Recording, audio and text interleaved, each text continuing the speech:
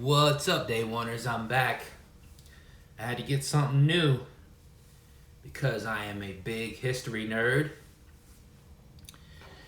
I had to get a historical weapon. Let's take a look and see what I got. No, it's not a Colt single action army, which would be cool too. Get that paperwork out of the way. Just see. I got the OG Fud cannon. Yes, that's right. A 1911, imported by SDS Imports. It is a Tisas 1911A1. And comes with two big 45ACP automatic Colt pistol magazines. The other side. Knoxville, Tennessee. Here's that other magazine. Has a nice little holder. And I believe this is the lug, or the tool to take this thing apart. It's one thing I'm going to be learning, is how to take this thing apart, put it back together in my sleep. We have a chamber cleaner, muzzle cleaner, barrel cleaner. I'll get there. And we got a brush.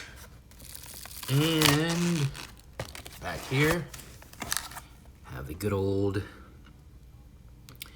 instruction manual.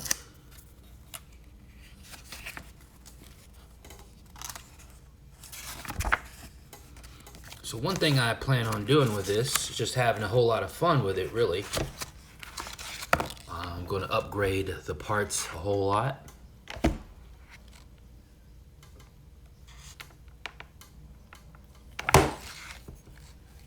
Probably start off with a nice trigger. I noticed from my Smith & Wesson, if you have a really nice trigger, it just really sets the gun off. Probably going to get a better beaver tail because that's really close. Get that classic hammer bite.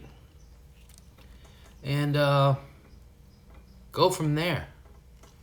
This isn't my first Tisas Turkish-made pistol. I had one of the single action, double action, single action 9mm, and it almost weighed the same. It was a big one.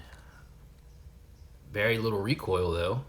It was really nice, but I wheel and deal in guns sometimes, so don't have that one anymore. But just wanted to show this. Going to be heading back out to the range, and I can't wait to actually break it in and then start modifying it. All right, just a quick one, and I'll